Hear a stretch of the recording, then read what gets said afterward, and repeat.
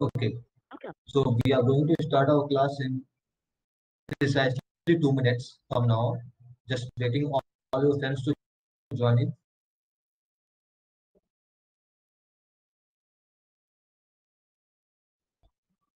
I think you all are aware of the fact that what are the terms and conditions required in this class.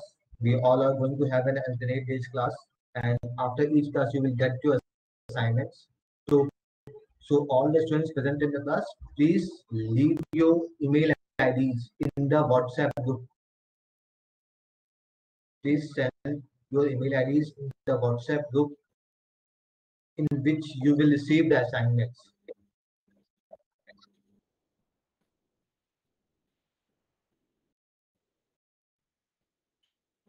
The WhatsApp group will be used for sharing the assignments and the class recording. So please send your email IDs in that group. Okay. Going further, I'm going to share my screen. If you are able to see my screen, just ping me in the chat that you can see my screen or not, so that we can start.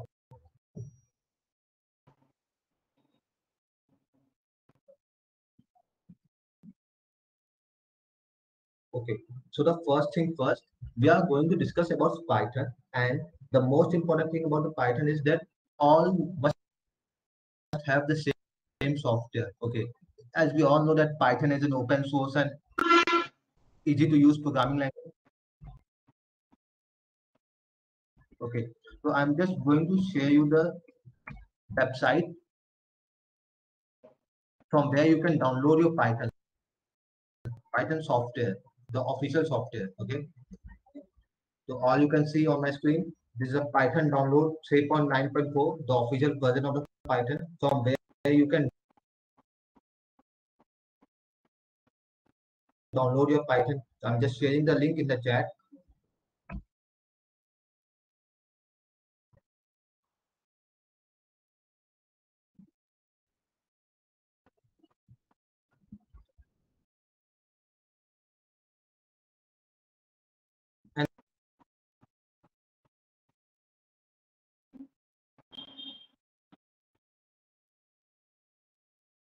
And apart from that,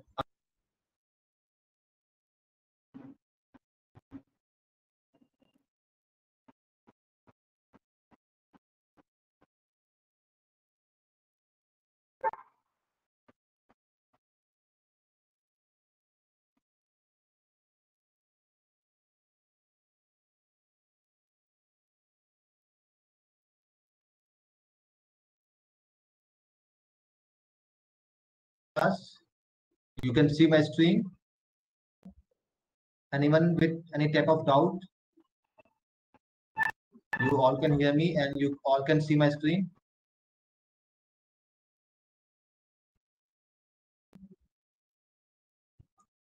Please drop it in the chat if you have any problem.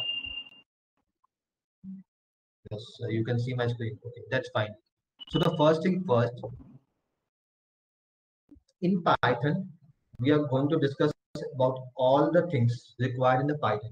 Keeping in mind that you have little to no knowledge about the Python programming language itself. So we are going to start from the absolute beginning. Okay. My voice is being cut. It can be due to a network lag.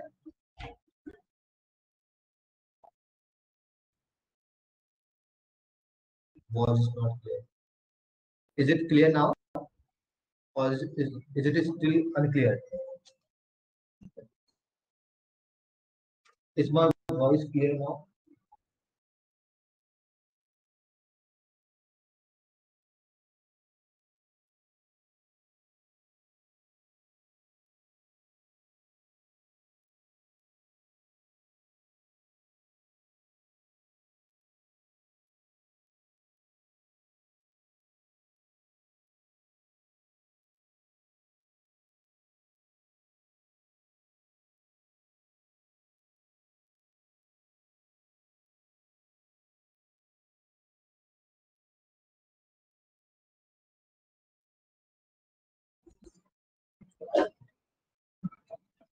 No, sir, not clear.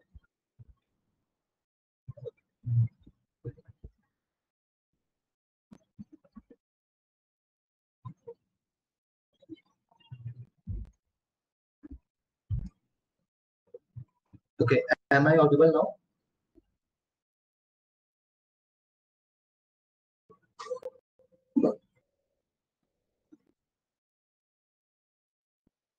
Class, am I audible now?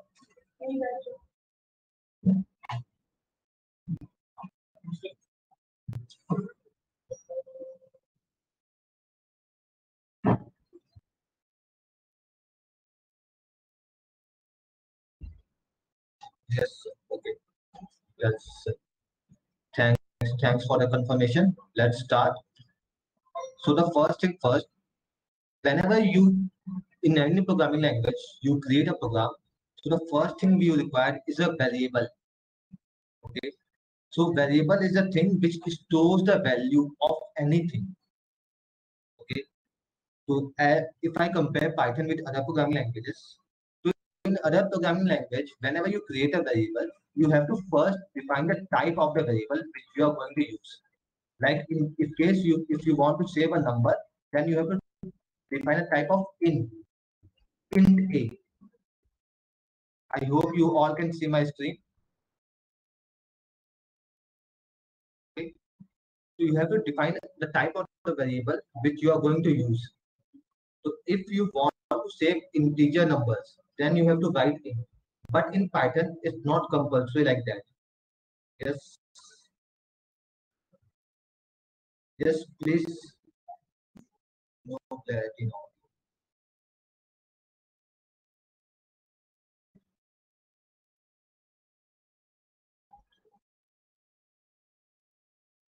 Just wait a second.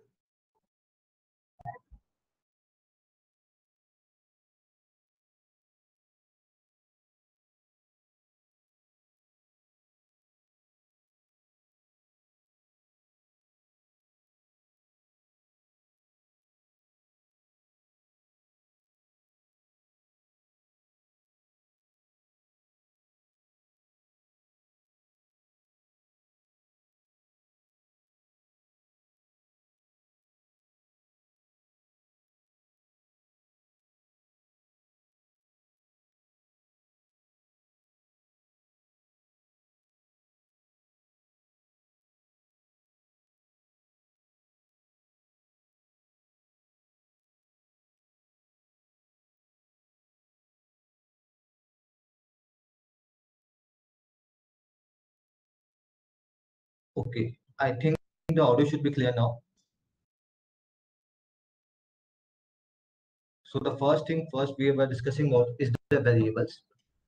So if you want to create anything and if you want to save that thing in any programming language, you have to first create a variables. Okay.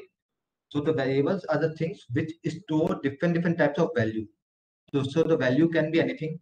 It can be a number also, or it can be a character also, or it can be a group of characters also. Okay. So to create a variable, you have to just write the name of the variable in Python. You do not have to define any type of the variable which you are going to use. So if here, as you can see on the screen, I have created a variable with the name A. Okay. And in this variable, I'm going to save different values, whatever I want. In this case, I have stored the value 123, and I'm going to print the variable so that I can check the value stored in this variable. So the value stored in this variable is 123, nothing else. Now, if I want to change the values in this variable, I can change also. Okay. So say, suppose if I want to save a character or a group of characters, like in case hello, so I can do that also. In Python, I do not need to define the type of the variable I want to create. I can easily create the variable to be of number type or to be of string type or to be of character type before without specifically defining the type of the variables. Like I do not have to write int A, int B or anything like that. Okay.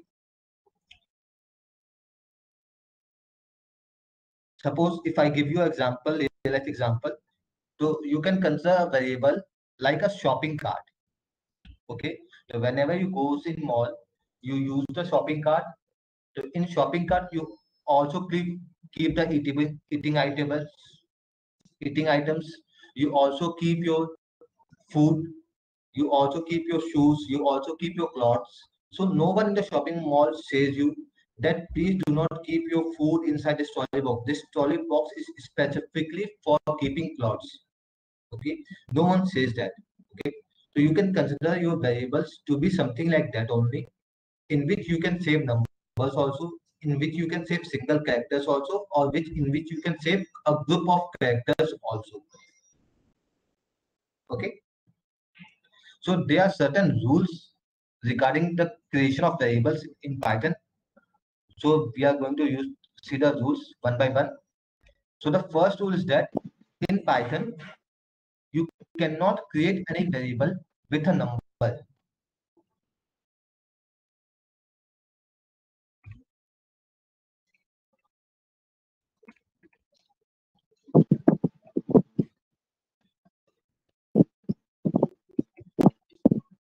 You cannot create a variable with a number. Okay. Suppose if I want to create a variable with a number, like here 1a, and I want to save one here value. Suppose I want to save this. Now if I'm going to run my code, it's going to show me an error saying syntax error because I cannot start a variable with a number. Okay. So what are the things from which I can start a variable? So to start a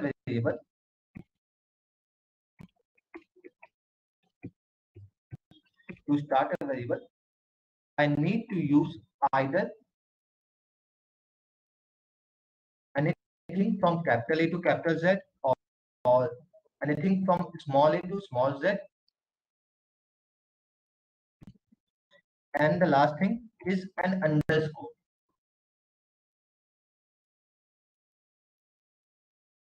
From these three things, I can use anything to start a variable.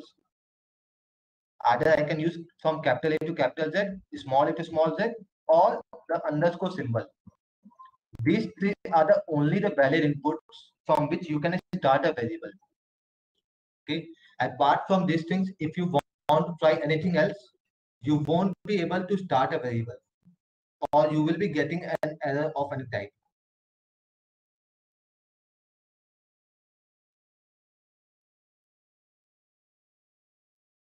Okay. So now let's move further. Let's try to create a variable with all the different tools. Like I'm going to create a variable named easy in which I can store anything. Now I want to run my code. Now my code is run, and I can also print AC to check if I'm getting the correct output or not. Okay. So see here, I'm getting the correct output. In the same way, I can also start with an underscore character. Okay.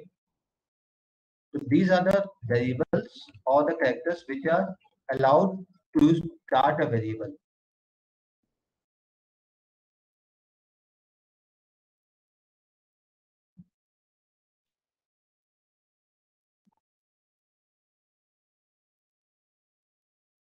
See, in this case, in the variable where A is capital and C is small, AC variable, I'm able to store the value high. And in the second case,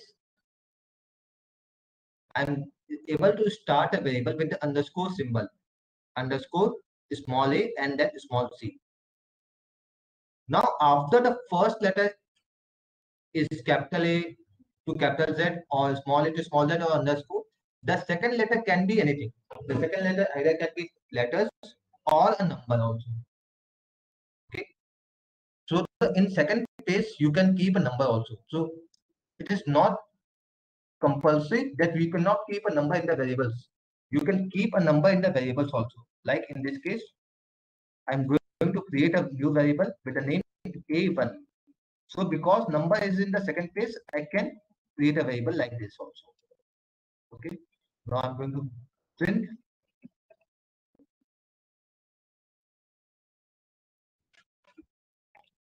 A1. But the same rule does not apply for any other special characters like space, at the rate symbol, or anything like that. So we cannot use any other special characters. So if you want to use special characters like at the rate symbol, you cannot use that. If you want to use special characters hash, if you want to use special character like this, or if you want to use special character like percentage, so you cannot use these special characters. Even space is also considered to be a special characters. So you cannot use any other special character apart from underscore while creating a variable. Okay.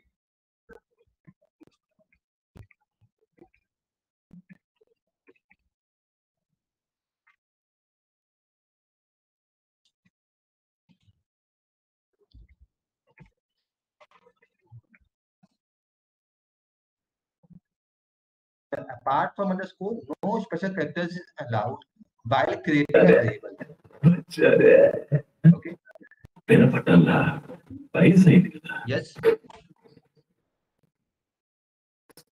Any doubt till now? If you have any doubt, please write in the chat if anyone has any doubt till now.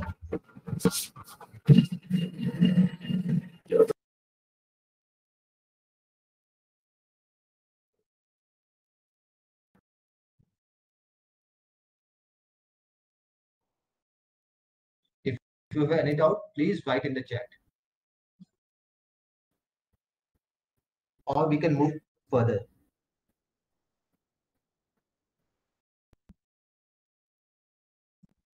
Okay. So if the variables is clear to you, then we are going to move to the first data type, which is known as numbers. Okay. Numbers. So in Python, we have three different types of numbers. The first one being integer. So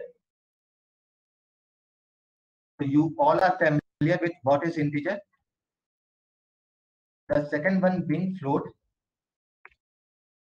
in which we say floating point numbers, which is also known as decimal.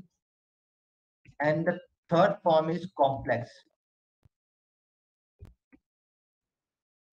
Okay.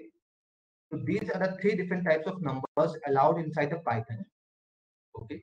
So we can take any variable, whatever we want, and create number in any type, whatever we want. So suppose I have created a variable named A, and I'm going to store a number in it. So the first number is of type integer. Okay. Now I'm going to store a new variable, take a new variable and store a number in type floating point numbers. Okay. So here you can see that. So here you can see a number 3.4, which is known as floating point number. Okay. And at the last, I'm taking a new variable C, in which I can store a complex number. Okay. So you can see that A, B, C. I have created three variables. A has a number stored, B has a floating point number, and C has a complex number. Okay. So how I am sure that A is a integer number, B is a floating point number, and C is a complex number. So if you want to check that which type of the number is being stored, we can use a type function.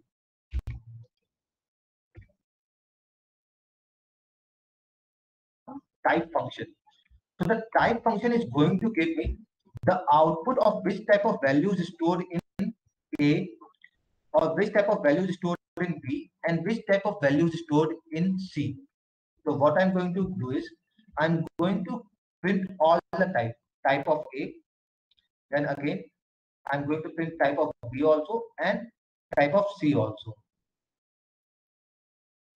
So here I'm going to print type of B, and the last case I'm going to print the type of C.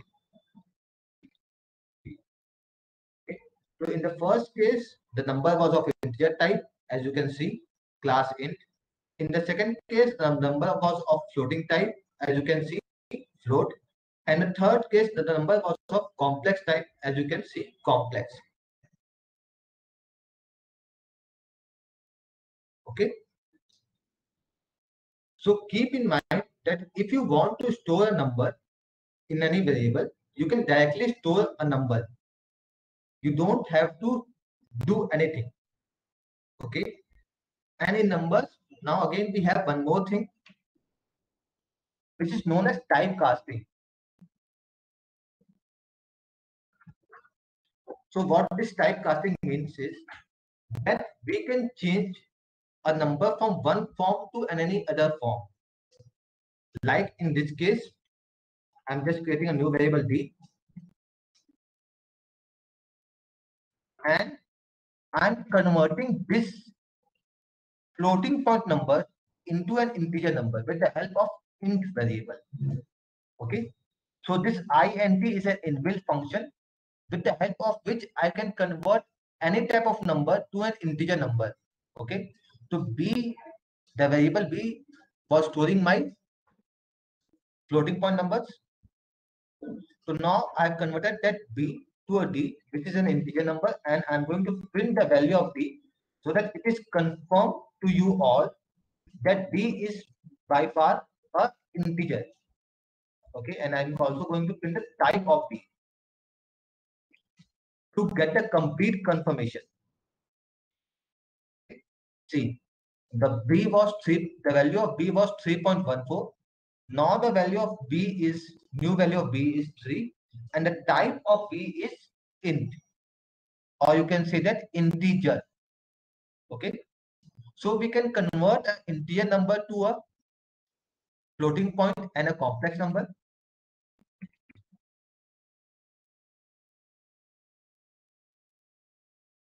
We can convert an integer to a float and complex. In the same way, we can convert a floating number float to integer and complex. Okay, but we cannot convert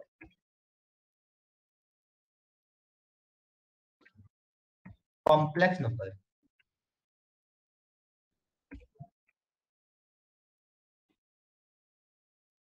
Okay, but we cannot convert complex number to any.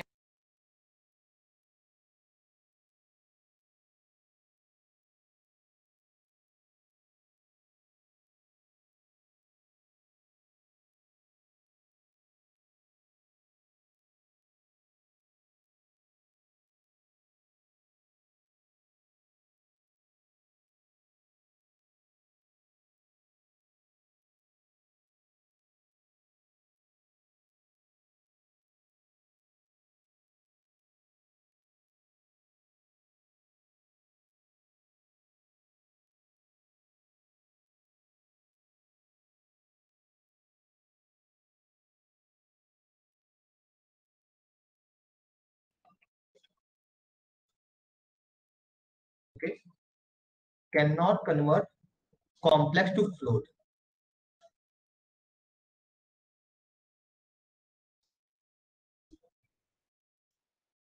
Yes,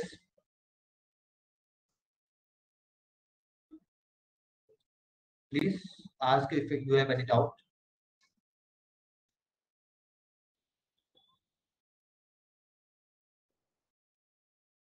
I do not know your name. Your screen is not visible from past 1 minute.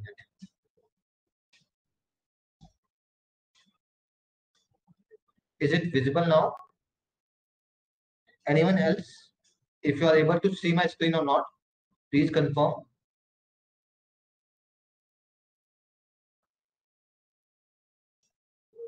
Please confirm in the chat that you are able to see my screen or not.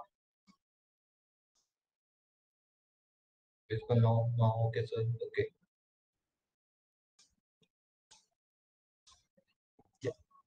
Okay.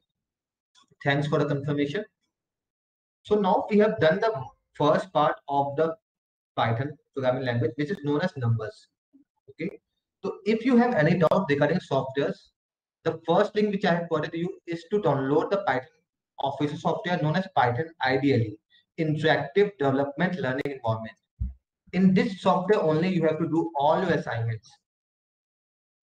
Okay.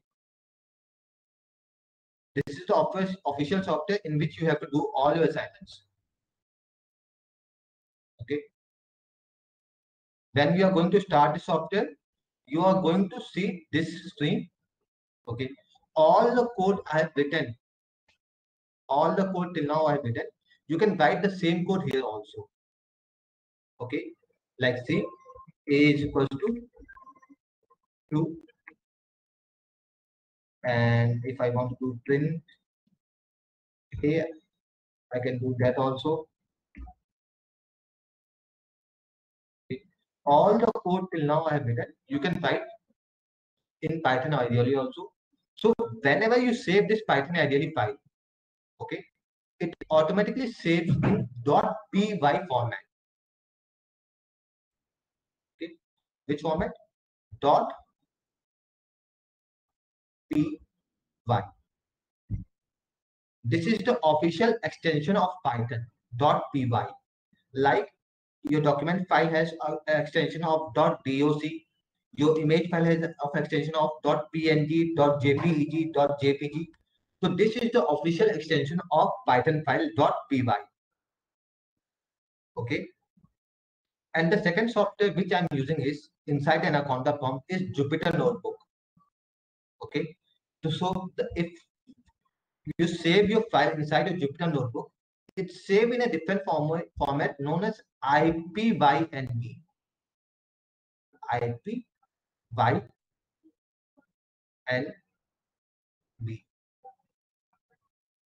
Okay.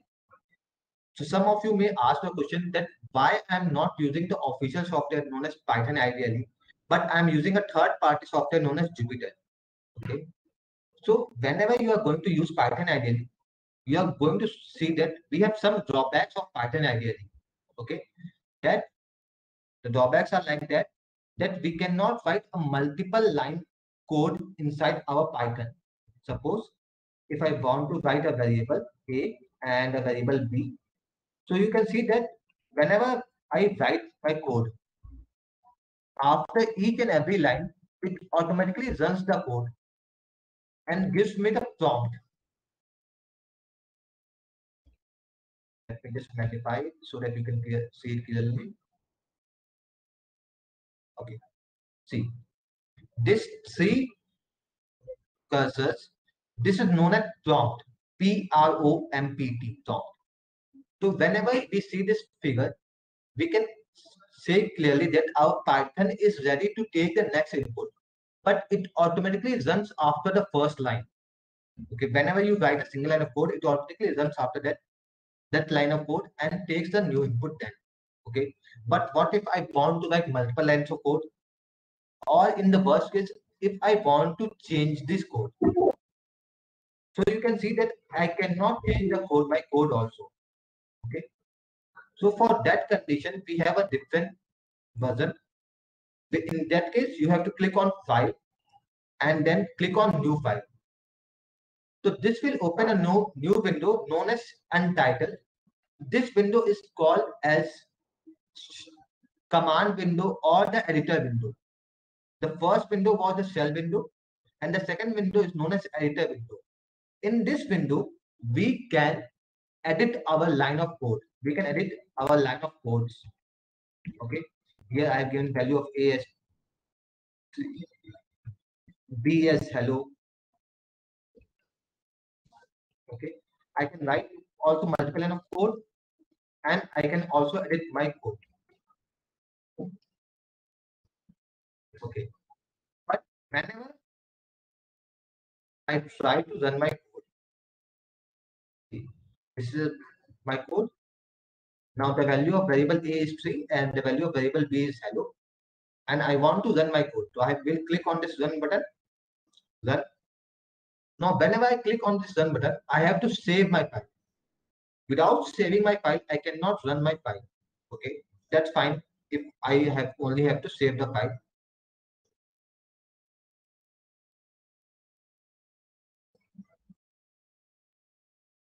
Suppose I give this file name A, okay, and save it. Now you can see that the output of this file is, I'm getting the output in the shell window, not the editor window I was working on. Okay, let me just escape this magnifier.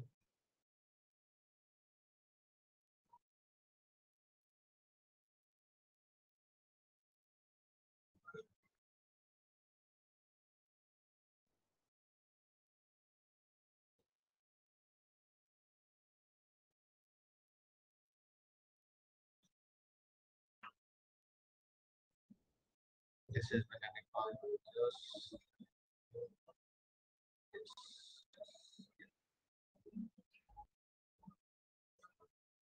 okay. See, the output of my command window or the editor window, I'm getting the output on the editor window of the editor window on the shell window, not on the window I was working on. Okay, this is my editor window where I can change my code. But whenever I want to check my output, I have to again move to the shell window. Okay, I cannot see my output in the same window itself. Okay, see, I have to again move to the shell window to check my output.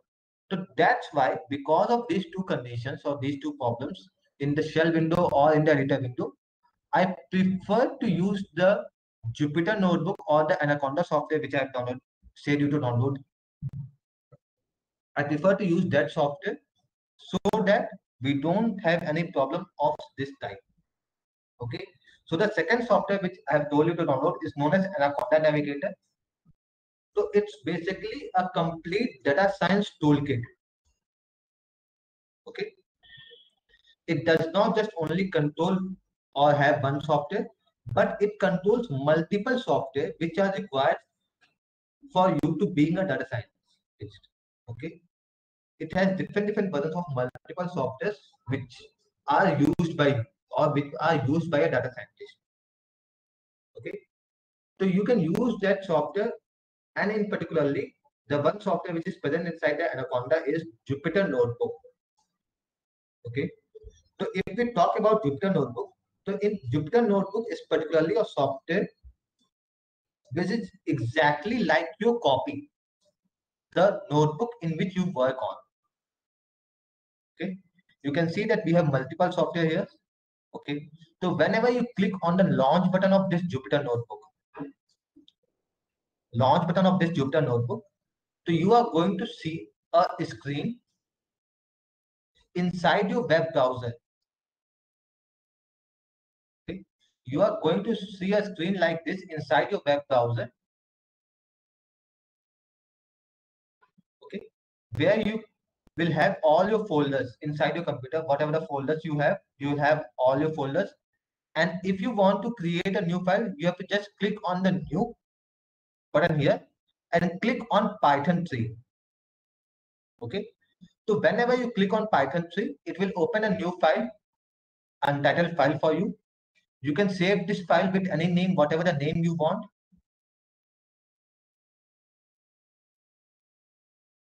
Okay. If you do not want, you can run your program without saving it also. Okay. So in this, I can also create different types of heading. Suppose I want to convert this into a heading, so I can do that also. I have to just, from this section, I have to just select heading and create a heading here. Okay. If I want to just convert this line to a heading, I can do that also. Just do the heading part. And in the same way,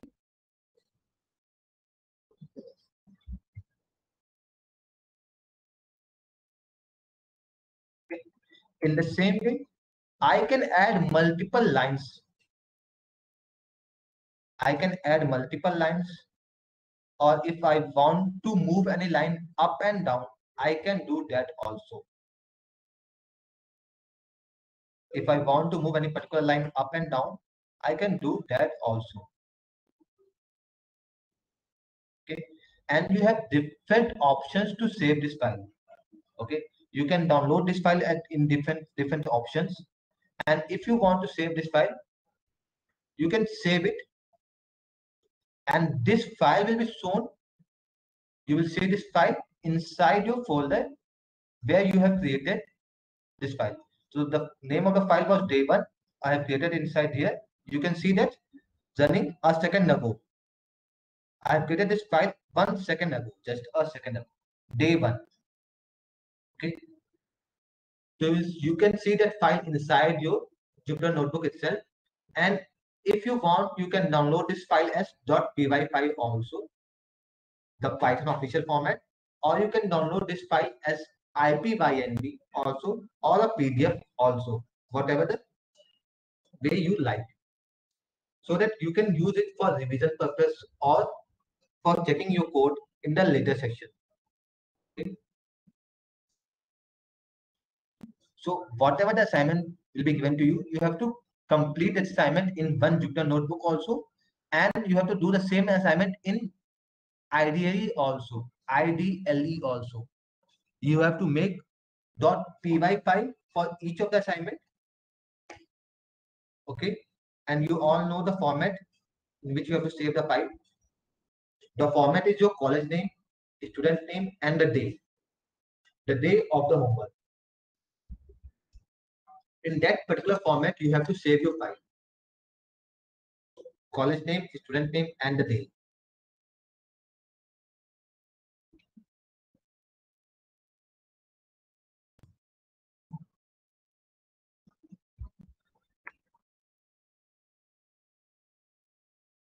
Okay.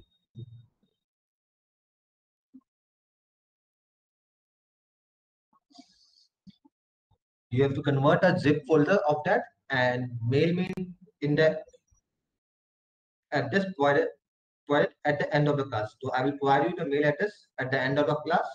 You have to mail me on that email address. Okay. I want to receive all of your assignments before the starting of the next class, which will be on 14th of April. Okay, you have a 1 day off. We have alternate class. We'll have an alternate class. The first class is on 12th. Then the next class will be on 14th. So you have a complete 1 day time in which you can convert or in which you can complete all your assignments. Okay. Now moving on further, we have discussed what are numbers. Okay. The next thing which we want to discuss is known as strings. STIRNGS, strings. So what are strings in Python?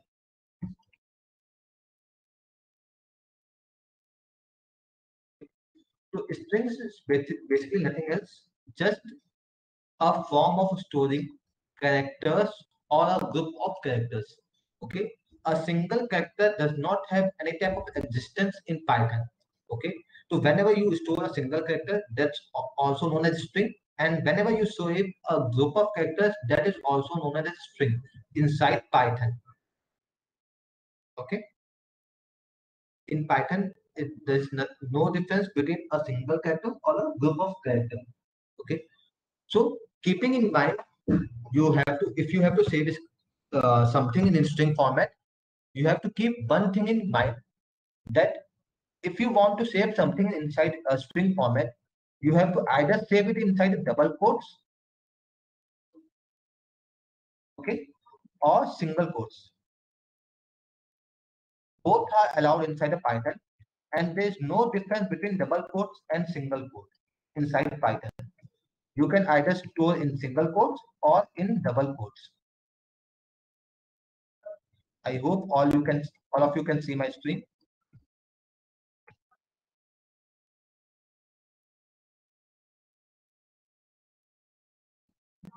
Okay. You can save your string either in single quotes or in double quotes. There is no difference between them inside Python. if you want, you can also check the type of A. So it will show you str, which is short form of string. String, string. Okay. So this is short form of string, str. So as we have seen in numbers, let me just write it down for you guys. No difference.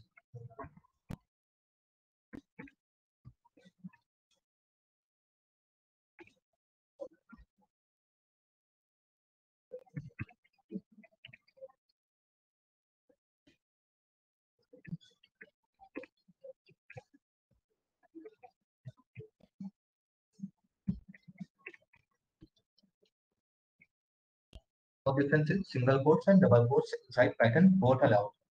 So, okay. Some of you may be thinking that what this sir is writing, like whenever he is writing anything, it's using hash symbol. Okay. So this hash symbol is something known as comments.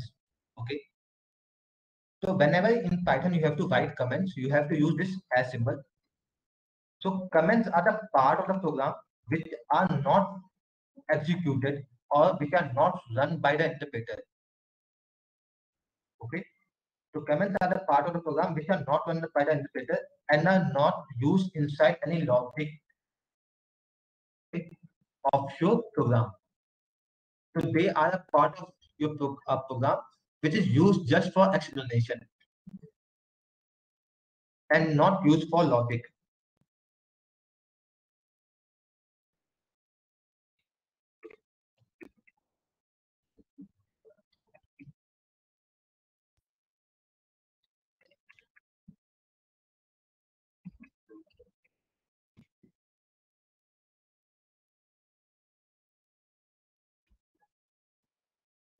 Okay. A part of program which is just used for explanation, not for logic. So these are known as comments. So whenever you have to write a comment, you have to just use the hash symbol. It will start the comment, and whatever the things you write after that hash symbol is will be treated as a comment. There is no way in which you can stop a comment. Okay, only you can start a comment. You cannot stop a comment. Okay, coming backward to string. So you can also convert numbers to string or string to numbers.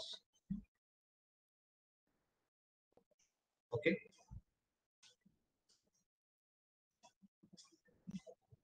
So if you want, you can convert your strings. Like in this case, let's see what was the value stored inside a variable which was we earlier created. Now the variable a has a value hello. Okay. Now let me create a number variable. Like I want to store number variable in which I want to store value 5. Okay. Now if I want to convert this number 5 in a string format, so what I have to do, I have to store this in a new variable known as b, and I have to just write str and then in brackets write num, and I can again then write, okay, I can again then write print b or print type of b, so that it's clear that in which type the variable b is storing the number 5. Okay, see, so in this case you can see that the value inside the variable b is 5, and now it's of class string. Okay, so we can convert the number to string type, or we can convert string to number types, but keep in mind that the string should be of 10 base number. Okay, so what I'm saying this is here, like we just write typecasting in string. Okay, now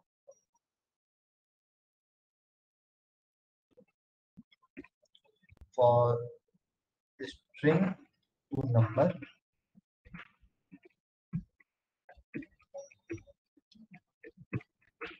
the number is of base 10.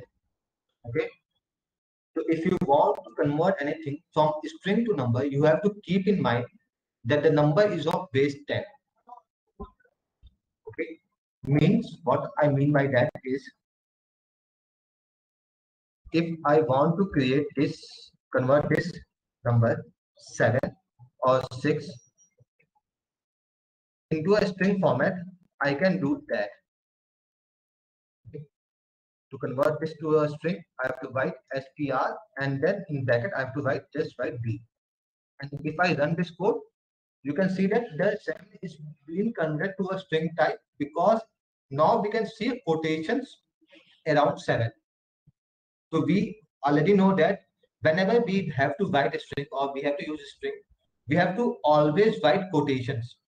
Single quotes or double quotes does not matter. Either you can write single quotes or either you can write double quotes. It does not matter. So whenever we have to write in a string, we have to use single quotes or double quotes. So here you can see that we can convert a number to a string also. And we have already also converted a string to a number. So let me just create a new string. Okay.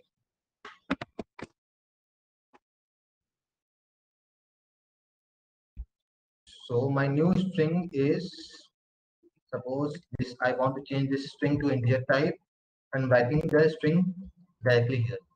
Hello. So it will show me an error because this hello is of not base 10.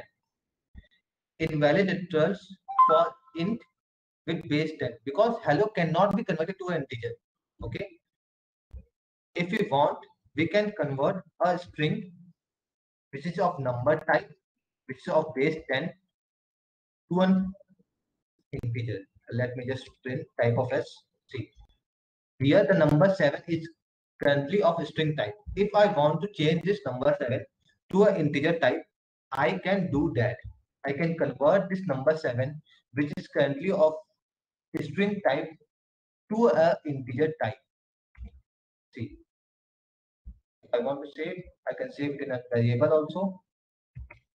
And I can also print the type of a. Okay.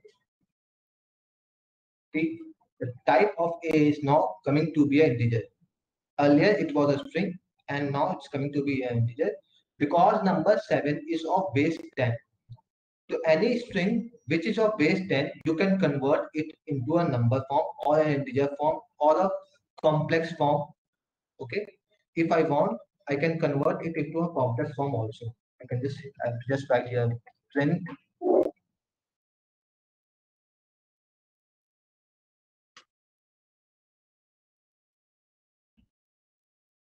a, and from integer I'm just going to change it to complex. Okay. So for complex, I have to write complex. For integer, I have to write int, and for float, I have to write float. Okay. So now you can see that the number 7 has been converted to complex form, which is 7 plus 0j. Okay. The number 7 has been converted to complex form, which is 7 plus 0j. Int, float, and at the last, complex. Okay. So we can convert an integer number to a floating point or a complex number. We can convert a floating point number to an integer number and a complex number. We cannot convert a complex number to a different number form, but we can convert a complex number to a string form. Okay. We can convert a string to integer, float, complex also, and we can convert a complex number. Suppose I'm taking a complex number with the variable c, suppose c equals to 4 plus 3j, and I will print the type of c, so that we all are clear that it's a complex number. Type of c. Now what I will do, I will convert this complex number to a string format. Okay, d equals to str string C, and now at the end I will print B, and I will also print the type of B. So to be clear, that B is of string type. Okay. So now you can see that I have taken a variable C, which is of complex number. I've also printed the type of C so that we are clear that C is of complex type. Then I have converted that complex number to a string type, printed the string number and the type of the string number. Okay. Now let's see the result. Okay. So the first thing is done is that the number is of complex type. Now that complex number has been changed to a string format, and the type of the string is str. Okay. So we cannot convert a complex number to a number type, but we can convert a complex number to a string type, and we can also convert a string to a complex number type. Okay. Am I clear till now? Or you have any doubt?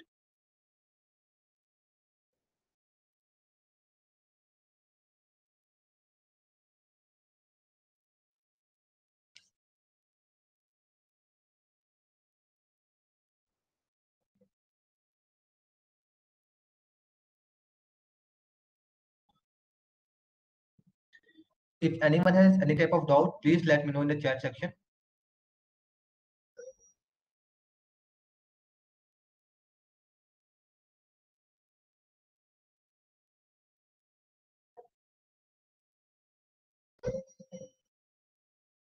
Yes, sir. Okay. I think that it should be clear. It should not be all clear that it's gone over your head. It should be clear. All what I have taught till now is all the basics of Python, basic simple things of Python. We have not yet started with any type of complex programming with Python.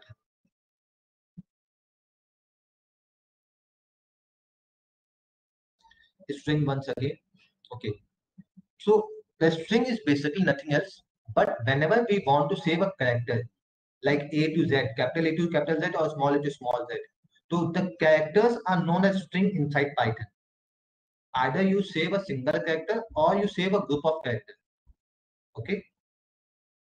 There's no difference between characters or a group of characters in Python. Okay.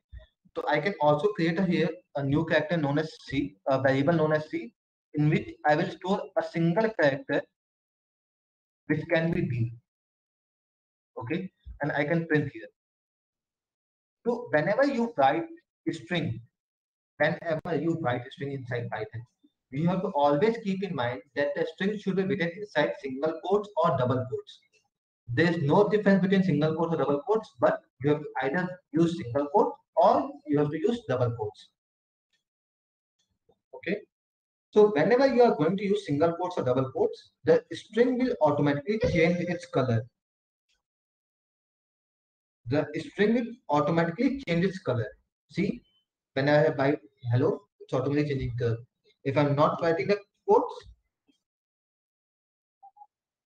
it's going to show me an error. Okay. But if I'm writing the code, it's not going to show me any type of error. So either you can write a single character or a group of character, but if the character single character is not a variable and you want to use that character as a string, so you have to write that character inside single quotes or double quotes. If you're not writing that character inside single quotes or double quotes, so Python will treat that character as a variable. Okay, I will just add that statement here. If you are not writing string as string with quotes, quotations can be any type of any type, single type or double type. If you're not writing a string with quotes, it will be treated as a variable. And if it will be treated as a variable, then it has to follow all the rules which are used for a variable. Okay. If you are not writing a string with quotes, it will be treated as a variable. Then the variable should be storing any type of value. You cannot leave a variable empty inside Python. Okay. It should store any type of value. Either it can be 0 and it can be 1, it can be A, or it can be anything. But each and every variable should store any type of value, at least any value. Either it can be of single character or of multiple characters. But it should at least store a value. Okay. You cannot leave any empty variable inside Python. Okay.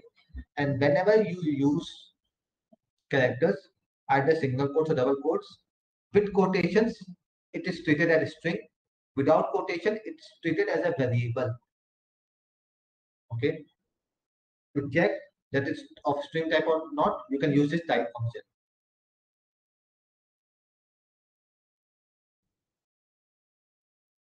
Okay. Now again, we have done the simple typecasting in a string, which we have done earlier in numbers also. Now, one thing I would like to tell you that will be highly beneficial for you is you can use shift plus tab plus tab. So what this shift plus tab will do is shift plus tab will give you the complete details. Okay, shift plus tab will give you the complete detail of anything or of any function inside Python. Like if I want to get a complete detail of type function, okay, type C. So type C is string. It can be anything. If I want to get a complete detail, so I have to just place my cursor inside this function brackets, and I have to just press shift and tab. Okay. So this will open a doc, string box, or a box. Okay. A different dialog box, which will have me, which will give me the complete detail of the type function. What this type function is, and how we can use this type function. You can do this with any type of function inside Python. You can use this with print also. Okay. So if you just press shift and tab, keeping the cursor between the function, you can take the type of the function. So you inside print, you have to first write a value, then use separator and print the values of a string. Okay. What's the use of the this each and everything? Separator, insert values between default a space and okay. So all the details of each and every type of functions you can get with shift tab. Okay, complete detail of any type of function.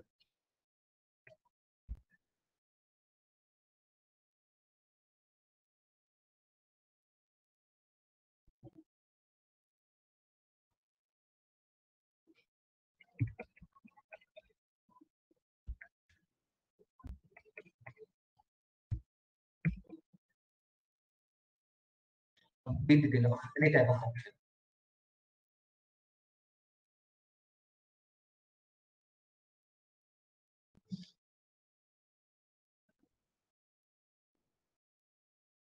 Okay, any doubt till now? Anyone?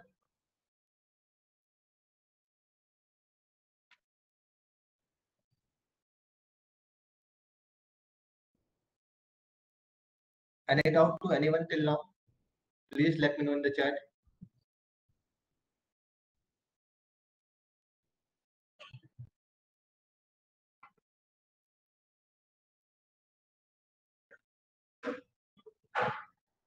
Yes, okay. Thanks for the confirmation. Now we are going to see the things which are known as inbuilt functions. So as we are working with string, we are going to see some of the inbuilt functions of string. Okay, let me first create a string. Let the string be hello world. Okay.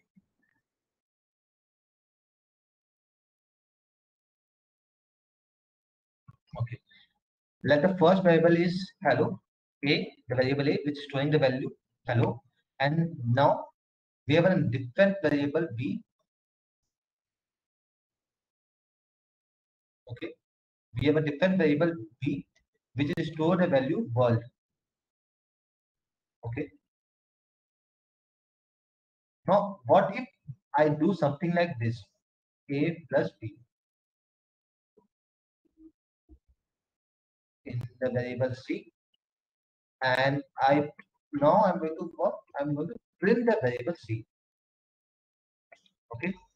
So you can say the output is hello world. Okay. So what is done is it's added the first string with the second string. So this process is known as concatenation. Okay. This process inside the string is known as concatenation.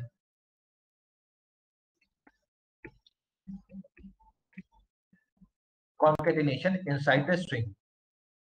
In the same way, we have one more thing inside the string which is known as repetition.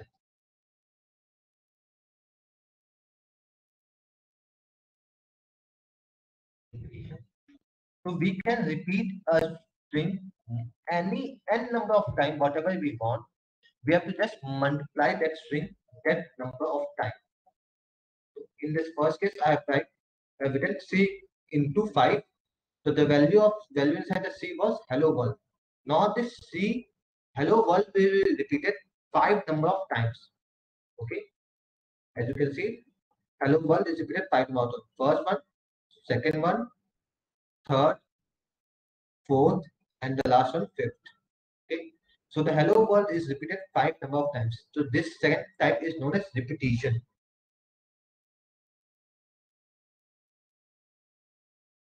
Okay, so in string we do not call it as addition, we call it as concatenation, and we do not call it as multiplication, we call it as repetition. No other operation or no other operator like subtraction or division is valid inside the string. We have only two operators which are valid inside the strings, which are known as concatenation and repetition. Okay.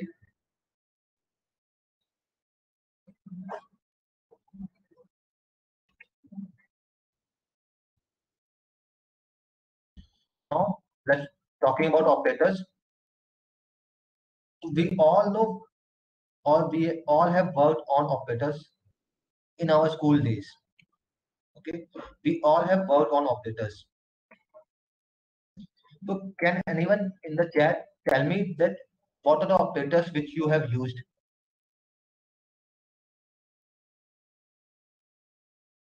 Any type of operators which you have used in your school life?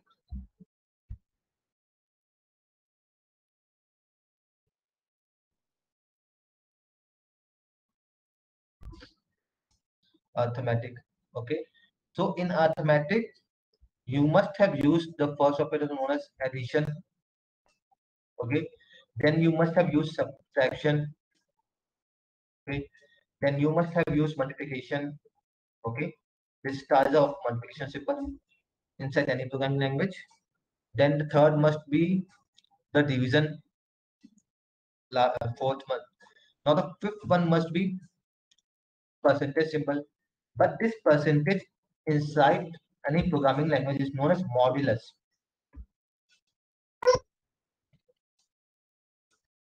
Okay.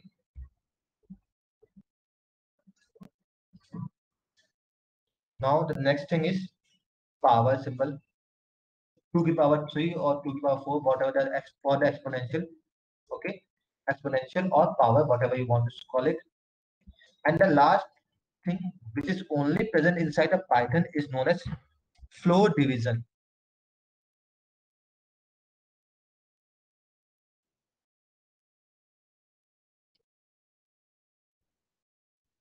Okay.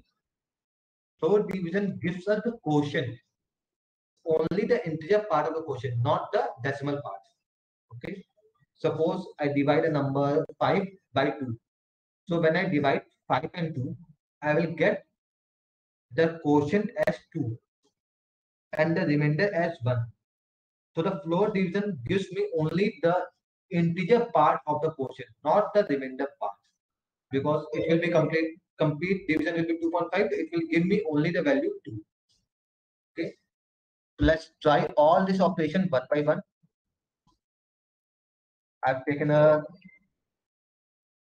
variable A in which I'm storing value 15. Okay. I'm taking a variable B in which I'm storing value 7. Okay.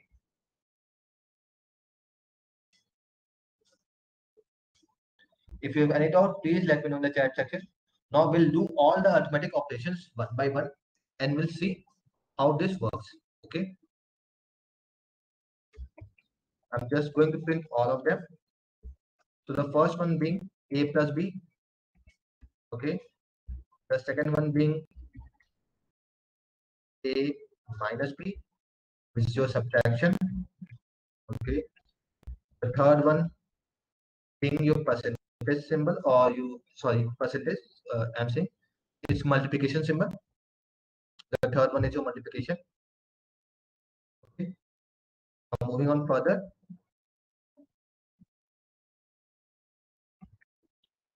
So after that, the fourth one is the division symbol. So A divided by B. So it will give me the complete result inside the complete quotient, including the floating point numbers also. Okay. Now the next one is modulus. So the modulus returns us the remainder only. Will return us the remainder, and this will return us the quotient.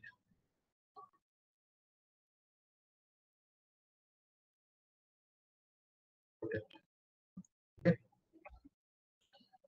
Now the next one is power.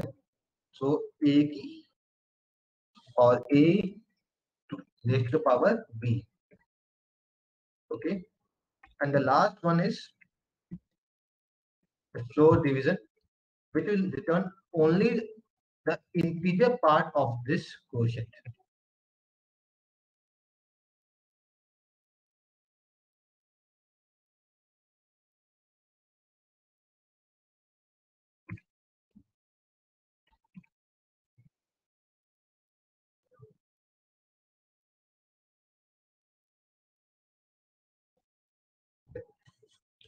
Now we'll run our code.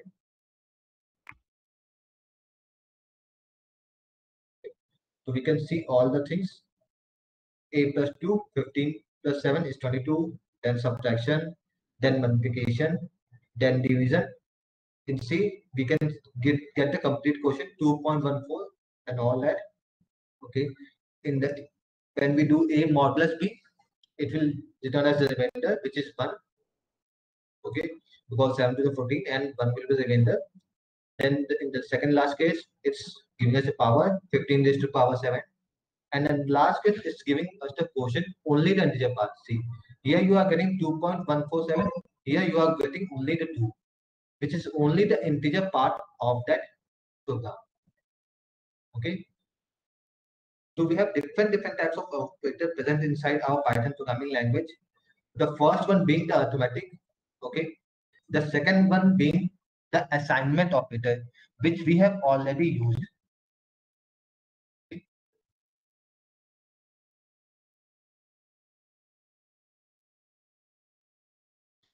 So the assignment operator is the equal to symbol. Okay. And this equal to symbol comes with a pair of each and everything. So it pairs with each and every operator present inside the arithmetic operator. So it's present like plus equals to also, it's present like minus equals to also. Okay.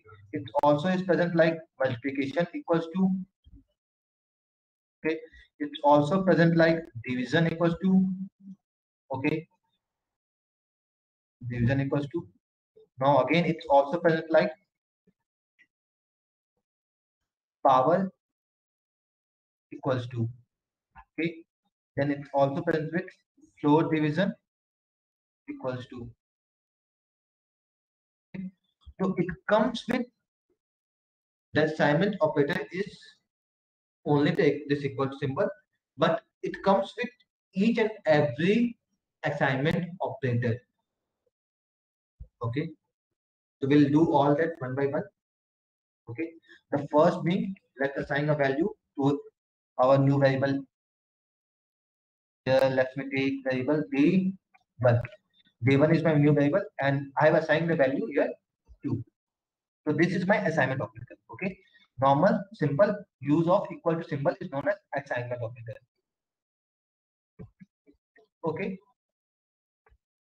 now if I want to add any value inside 2 or the variable day1, so I have two different options.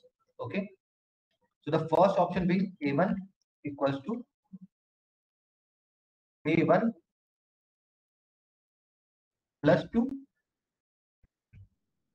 Okay, so the value inside the variable day1 and will be added to number 2 and will store the value in a1. Okay, I can just here do print also, print a1, or I can do one more thing. I can just write day1 plus equals to 2. Okay, so in this second case, the value inside day1 will be added with a number 2 or number 3 or number 4 or number 5, whatever you want, and this will be stored inside day1 itself. Here you have to create a new variable, and in the second case you do not need to create a new variable. It will automatically store inside day1, or you can say that it will automatically update the variable day1. Okay, let's print it out. Print day1. You can see the variable a1 has value 4. The variable day1 has value 2. In the first case a1, we have added day1 plus 2, so it's returning as the value 4. Okay, and this thing is stored inside the variable a1. Now when we are using this plus equals to symbol, so it's already adding the value of day1 with a variable with a value of 5 and storing inside the same variable day1 itself. So it's working. Or if you want to elongate this, you can elongate this like that. So day1 equals to day1 plus 5. Okay, this thing is same as writing this thing like here. Okay, this day1 and this second this, both these things are similar. The first thing is just the short form of the second operation. The first operation is just a short form of the operation written inside the comment section. Okay, in the same way we can do this multiplication equals to also. Let's just write multiplication equals to, we have a variable c is equals to 4, and now we'll do c into equals to 2. Okay, and we'll print the updated value of c. Now see, the first value of the value inside the variable c is 4. We'll multiply it by 2. So the result should be 8, and the result 8 will be stored inside the variable c itself.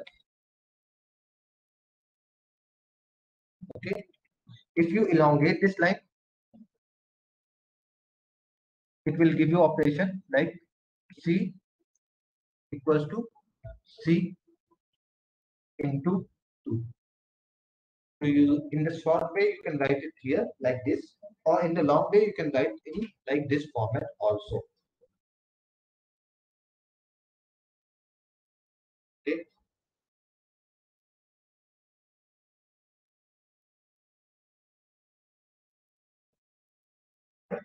now moving further,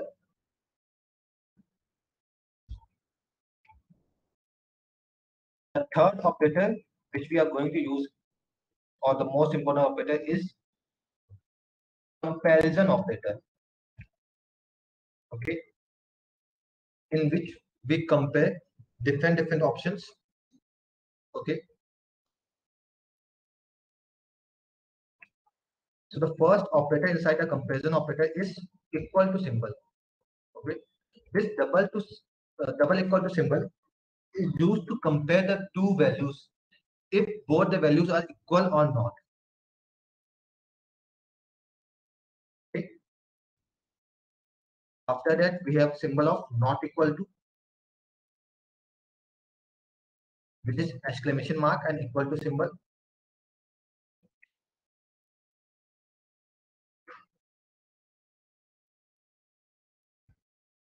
Okay. Next is greater than.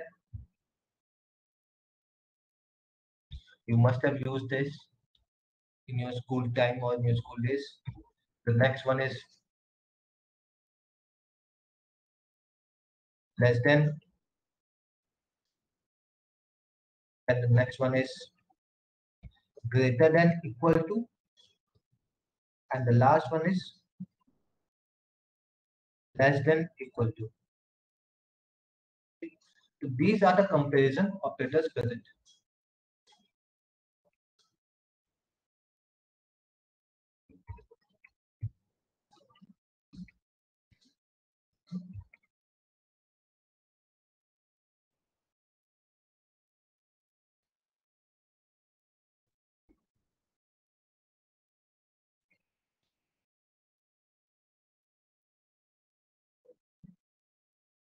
Okay, in the same way it's present as greater than equal to, less than equal to, greater than, and less than.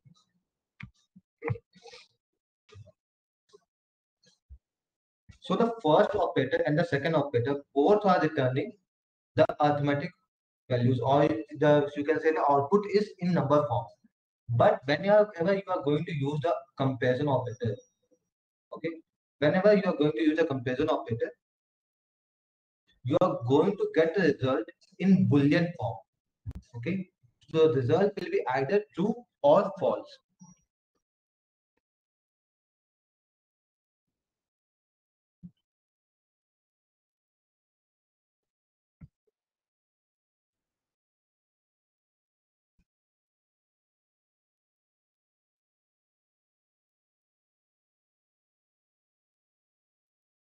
Okay?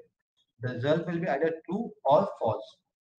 You can use either true or you can use either false. Okay. Now let's check that we are getting the same result or not. So let's write 2 equal to 3.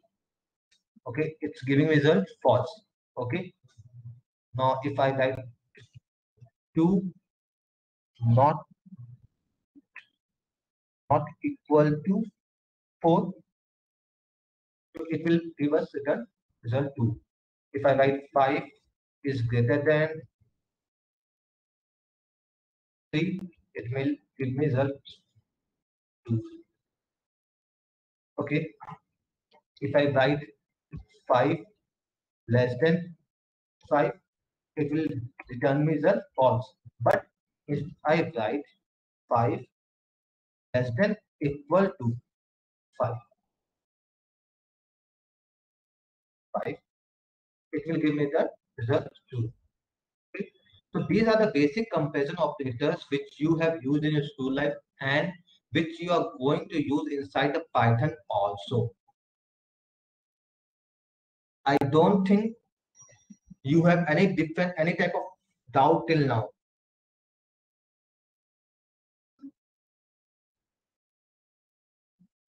I don't think any of one of you have any type of doubt till now. If you have any type of doubt, please let me know in the chat section.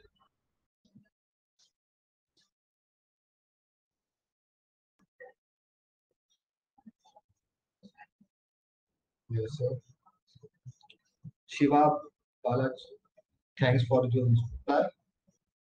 Okay, anyone else? If you have any type of doubt, please let me know.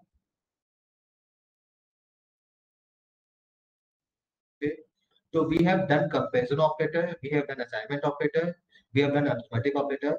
One more important operator I want all of you to know is which you are going to use if you are going to make any type of game inside the Python is known as membership operator.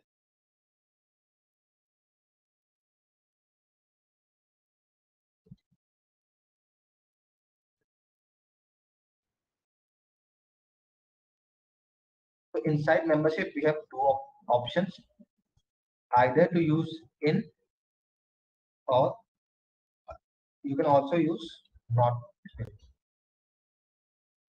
in and not in. Okay. So what this int and not in shows that if you are a member of anything or not, like see, I take a variable, I'm going to take a string here, hello world, okay, and I'm going to check that this string D, this string D is present inside the variable A or not. Okay, this membership operator will also give result in true or false.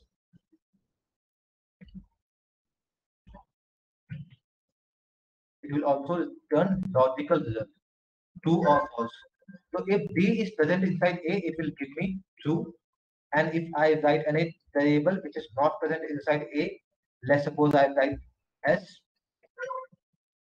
it will give me false. Okay. I can use this same thing for numbers also.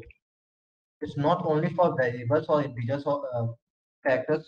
It can be used for numbers also. So if I want to check that the number 5 is present in A or not, I can do that also. It is not iterable.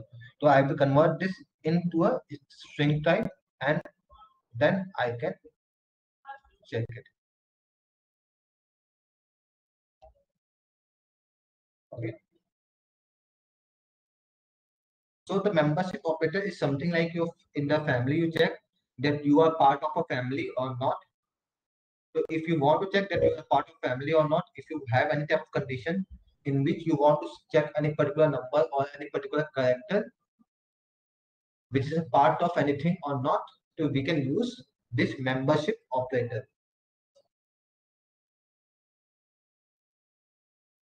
Okay. Now moving on to the last operator, which is our logical operator. And all of you have also used this operator in your school days. Logical operators, in which we have three operators, and, or, and the last one is not. So we always use logical operator with the help of or with comparison operator or with any other operator. Okay. So the logical operator will return us values true and false depending on their criteria or depending on their truth table. To and logical operator will return true if both the conditions are true. If both or all the conditions are true. Okay. And all will return with the true if any condition is true.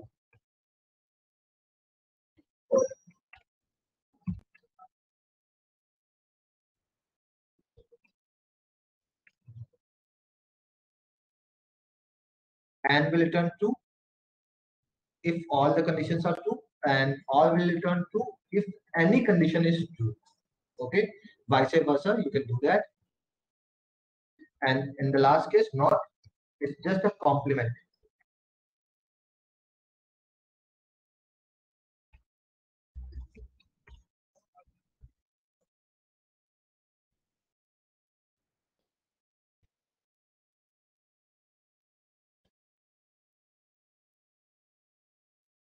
If the by default result is true, it will change, not will change it to false. And if the by default result is false, not will change it into true.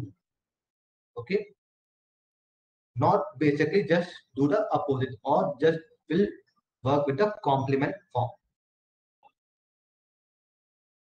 Okay.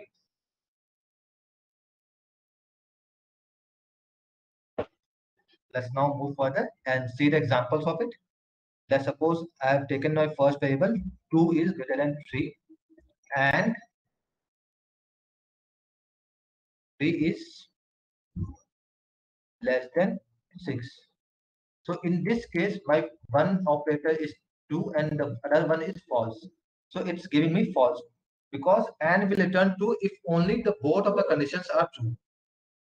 So in place of using values directly, I can also use variables here. Okay, I can create a variable A, B, C, D, and I can use that also. So try creating your variables on your own and use them.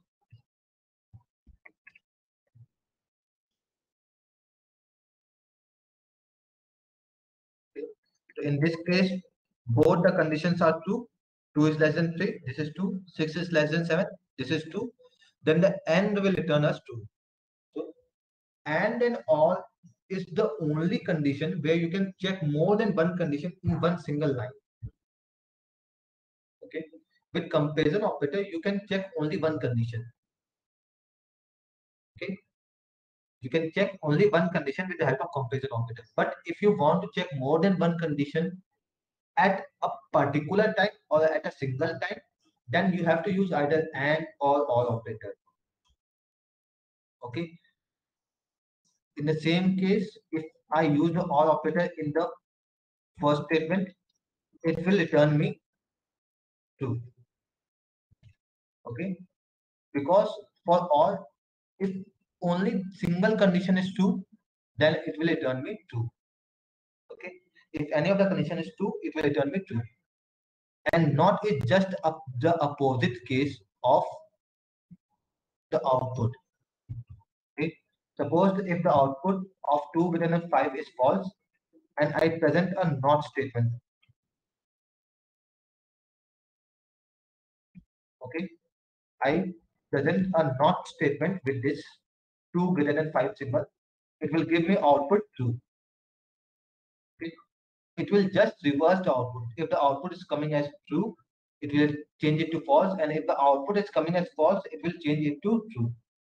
Not just complement, or you can say that reverse the actual result. Okay. If you want, you can just use this not statement over and or also. Okay. So in this case, the result of and was true, but now because of the not statement, it will come as false.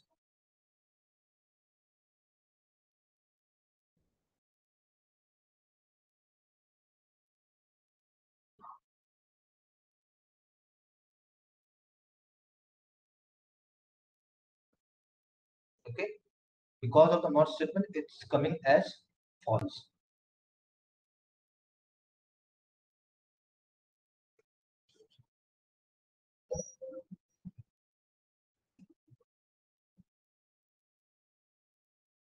Any doubt to anyone till now?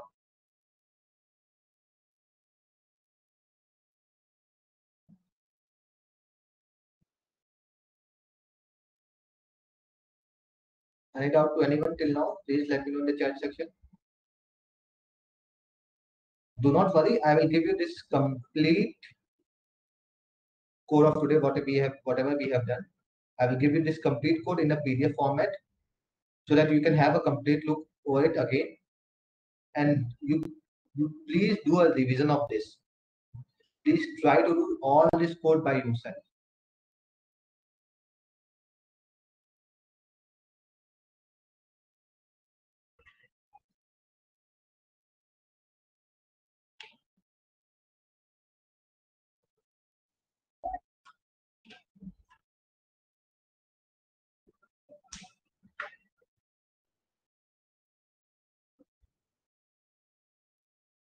Okay.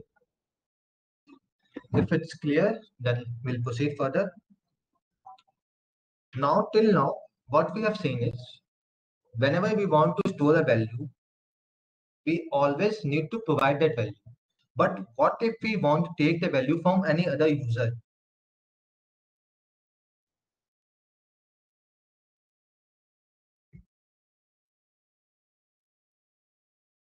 What if we want to take a value from any other user? So we can use this input function. Okay. Just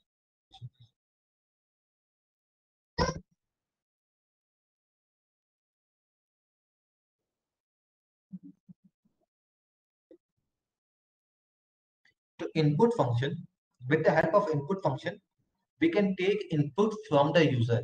The programmer does not need to provide any particular value. Okay. It can take directly the input from the user itself. Okay. Suppose I'm taking a variable a in which I will store my value. Okay. And I'm asking user to provide his name. So what I will do is I will just write that particular statement, provide your name inside this curly bracket, inside this quotations. Okay. So whatever you write inside these quotations is printed exactly as it is. Provide your name. Okay. This will be printed exactly as it is and will give you a new dialog box in which you have to provide the input. So when I have write input, provide your name, and I'm going to run this code. Okay. So you can see this is type the output you are going to get. So we are getting a dialog box which is saying as provide your name. Okay. So whatever the name you are going to enter here, suppose I'm going to enter the name Vishal. Okay, and I'm just pressing the enter button. So the name Vishal, the value Vishal has been stored in the variable A. If you want, you can check it. So for checking, we can just print the variable A, and we can see that the value of A is nothing else but Vishal, which was provided as an input from the user. Okay. We can also check the type of A. Okay. So that you can see that the type of A is string, str.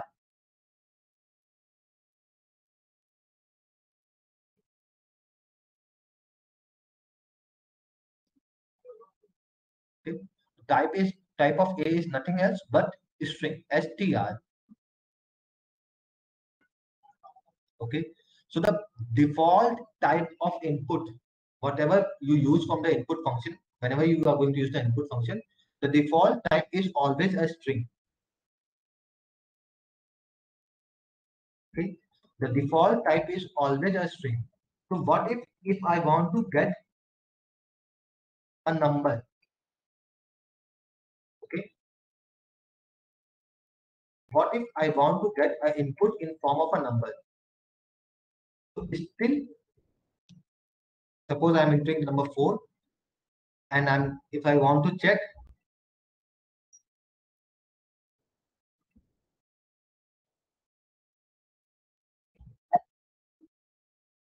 okay, the A is of type, the A has value 4 stored in it, but the type is still string type. Okay. 4 is not coming as to be of number type. It's still of string type.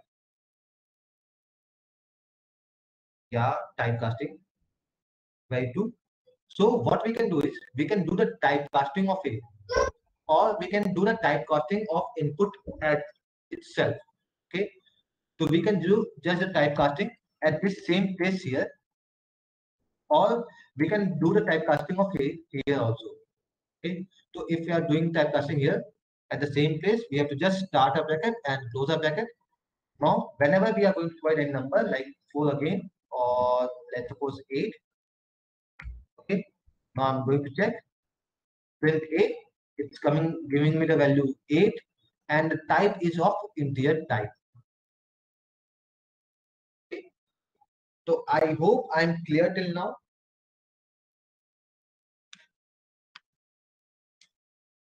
Okay. So now let's proceed to the last topic for today, which is known as loops.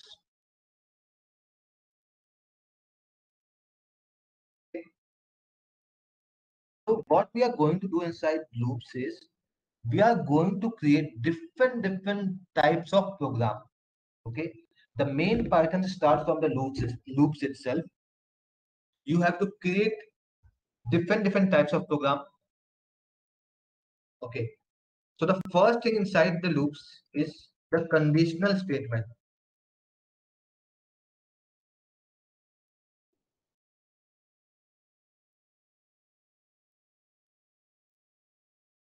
Conditional statements. Which is the first thing is if, elif, which is a short form of else, if, and the last one is else. So these three statements are used to check different types of condition inside a program. Okay. Suppose I have a number a which is a value stored as 10. If I want to check that the value of a is greater than 1 or not, okay, if the value of a is positive or not, okay, so if I want to check, I have to just write if the conditional statement, then after a space I have to write the condition, whatever the condition I want to write, okay, and then after the condition I have to put a colon. So this colon will indicate that this is a conditional statement. Whenever in Python you have to write any type of conditional statement, you have always have to put the colon in at the end of it. Okay, and whenever you are going to put colon and after that you are going to press enter, it will automatically leave some space. Okay, it will automatically leave some space. This space is known as indentation. Okay, which denotes the block of code, that whatever the line I'm writing with the space is a part of the if block. Okay, whatever the code I'm writing with the space is the part of the if block. If I'm not using the space, the code is not the part of a if block. Okay, so see in this case,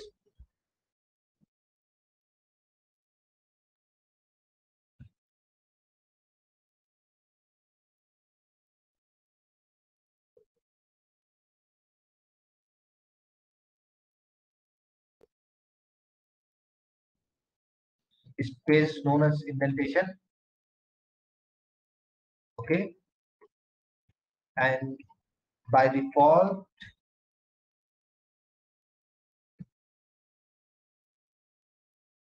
value is tab or 4 spaces.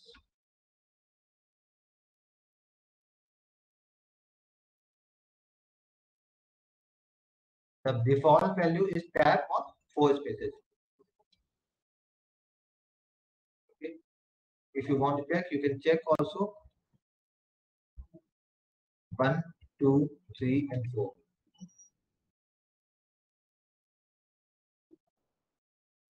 Or if you want, just eliminate this and press enter after the colon, it will automatically indent your code. So this code will only run, or if it will only print the value of a if the value of a is greater than 10. Okay. Now if without if in any condition I am going to change this value of 10 and I'm going to place a negative value here, okay, then in this condition it's not going to give me a result because our if condition is not true. Okay, so this print line will only run. Okay, this print line will only run when this condition is true. Okay, If this condition is true, only then we'll run the code inside this if block. If the if condition is true, only then we'll run the code inside this if block. If the if condition is not true, we'll not run any code inside our if block.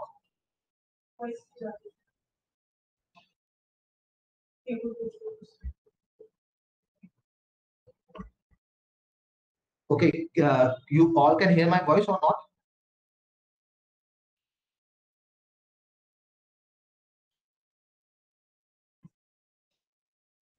Please give the confirmation in the chat that you all can hear my voice or not.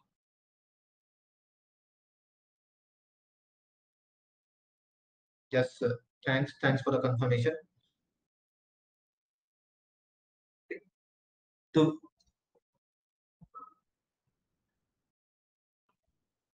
thank you.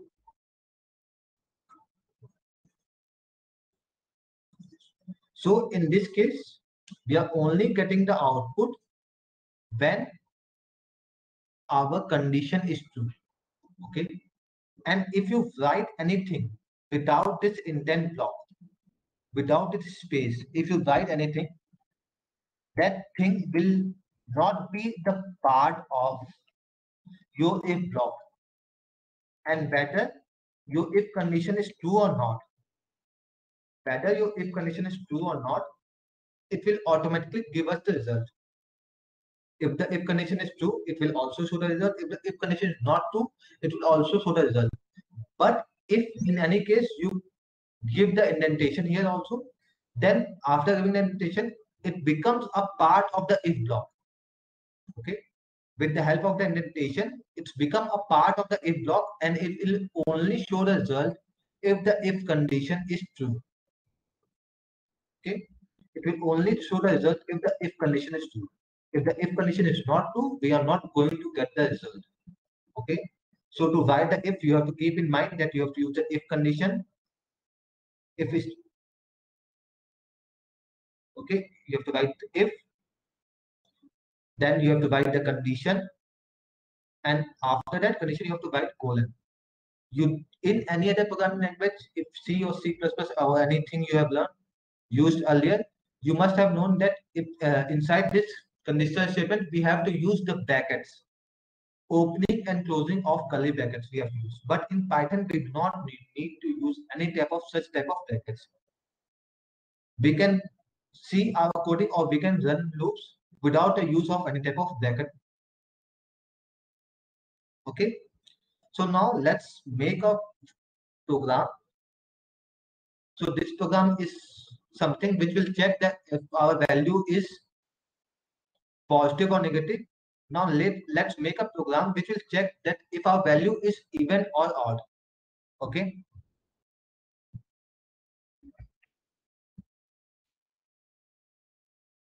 let's make a program to check whether the value is even or odd. And in this case, we are going to take an input from the user. Okay, so I'm just taking a variable name user and I'm going to take input from the user. So if I want to check that our value is even or odd, so I'm going to take input as a form of a number. So I'm just typecasting here. And I'm just going to write enter the number, colon, and the space to give it a little type of formatting and just close the bracket. So the input from the user will store inside the variable user.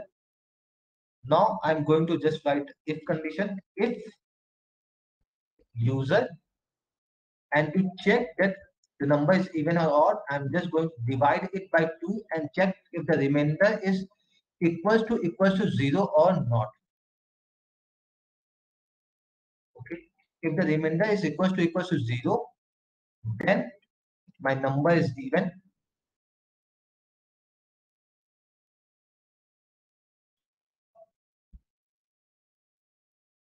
Okay, and if the result is not equals to 0, then my output is odd, not even. Okay, just let's run this code till now. We'll check that 2 is coming as even. Yeah, it's working for 2. Now let's check for 3. It's working for 3. In 3, it's giving us nothing. What we can do is we can write the else here. Okay, this else block. So what this else block is do is else block take all the remaining conditions which are not present inside if or else if block.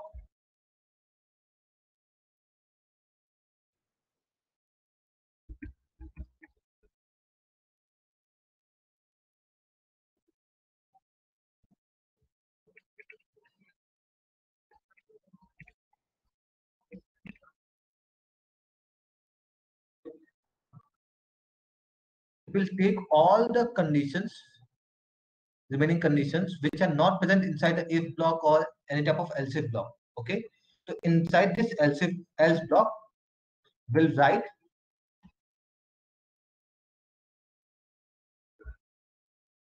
okay will write as odd. The number which is not divisible by 2 is odd. Now I will run my code again and I'll write 5. Now see, in this case of 5, it's giving me odd. If I want to write anything like 7, it's again giving me odd. If I want to write an even number and press enter, it's giving me even. Okay. So I'm able to get that the number is even or odd. Okay. If I want that this age should be also showing inside this, I can do that also. Okay. I can do that also, that the exact input from the user is also showing in the result. So for that, what I have to do is inside print, I have to first write user, comma, then even. User, comma,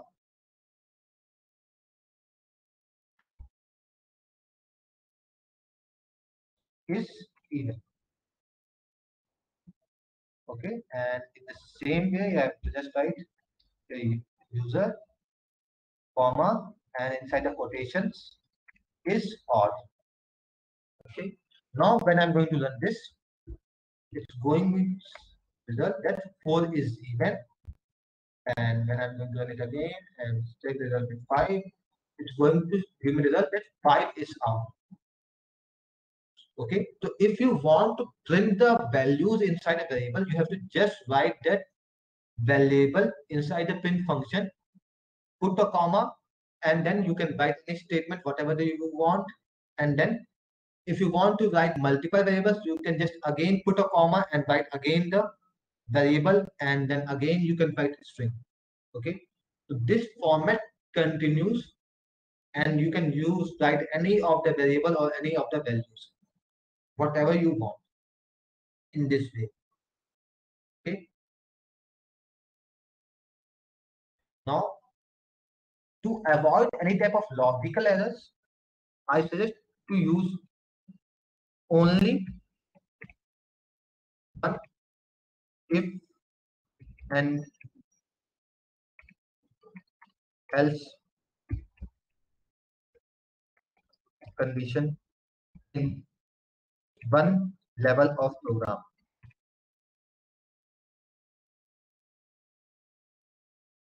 Okay. Use only one if condition or only one else condition in one level of program. By one level, I mean same indentation. Okay. By one level, I mean same indentation.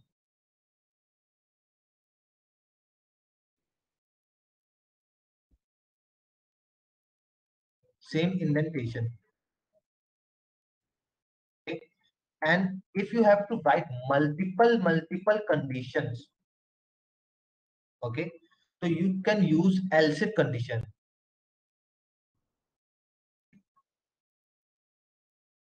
Use any amount of else if condition. You can use any amount of else if condition, whatever you want. Now suppose we are going to write a program to check whether the number is greater than 5 or not. Write a program to check number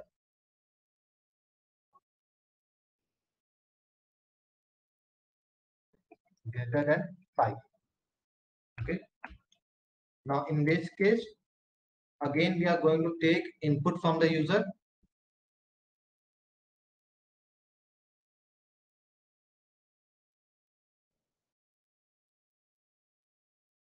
We are going to take input from the user. The input is as A. Okay. And if I want to check that if the number is greater than, I have to just change these conditions. If the number is greater than 5, I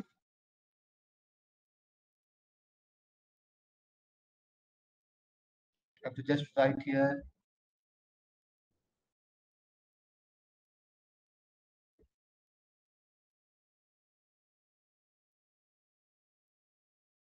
greater, and in the else condition I can just write small.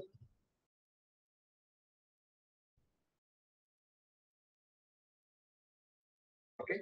Now if I'm going to input any number, it's going to show me that the number is greater than 5 or not. Okay. So it is showing me as greater, and 4 is what showing me as small. But what if I enter a number 5 itself? So it's showing me small, which is incorrect. So for that condition, I have to write a new condition, which is known as else if, which is short form ELIF. Short form of else if is ELIF. Okay. And we write the else if in same way as we write the if condition. So in this case, if A is equals to 5, I'm just going to print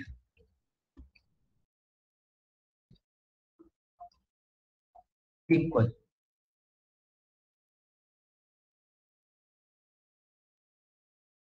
Okay. So if the number is greater than 5, it will print greater. If the number is equal to 5, it will print equal. And if the number in any of the rest condition, it is going to print small. Okay. So I suggest you to use only one if condition and only one else condition, and use multiple else if condition.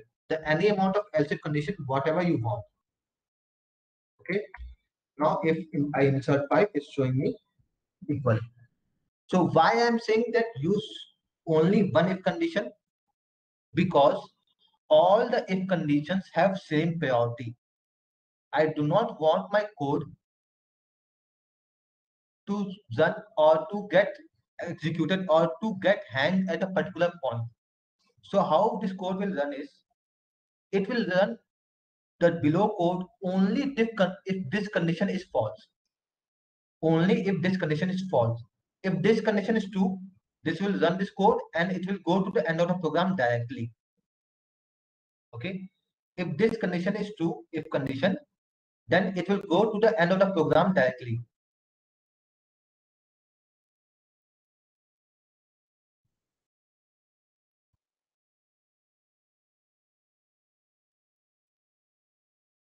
Okay.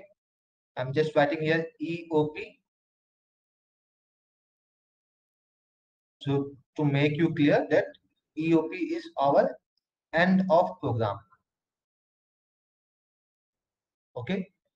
Now in the second case, if this if condition is false, if this if condition is false, then only will come here to the else if condition. If the if condition is true, it will go to the end of program. Now if this if condition is false, then will come to else if condition. We'll check the else if condition.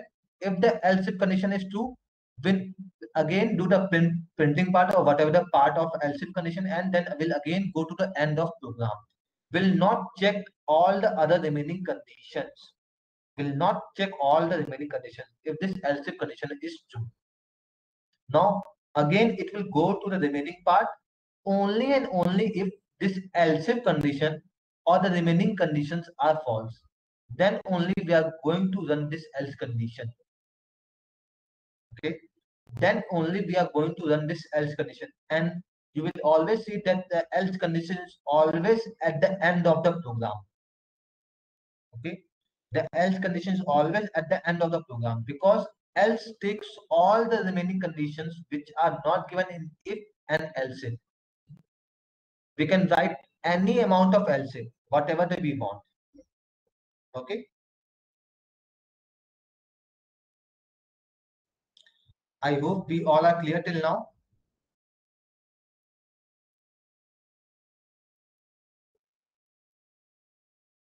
I hope we all are clear till now. If anyone has any type of doubt, please let me know in the chat section. I request all of you to provide your email ID in the WhatsApp group so that I can send you your email ID on that particular. I can send you the assignment on that particular email ID, and you have to submit your assignment before the starting of the next class. If anyone is not going to submit your assignment, then it will affect worstly on your grades. Okay. So all the programs given inside your assignment, you have to make one single separate PY file for all the programs and make a zip folder of all that PY file and mail it to me. Okay. And if you can do the addition part, then also make an IP YNB file of all the programs and attach that to the mail also. Okay. You can make a IP YNB file to attach that to the mail also. Or if you have any type of doubt regarding this, you can just drop me a mail on the same email ID. Okay. I'm just going to provide you the email ID in the WhatsApp, in your chat here also, and in the WhatsApp also.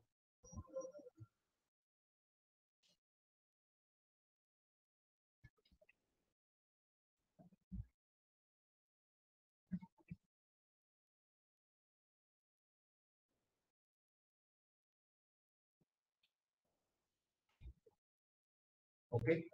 I've provided you the mail ID here. This same mail ID I will provide on the WhatsApp also, where you have to submit your assignments. Okay. Anyone with any type of doubt, please let me know, or else I will close this class.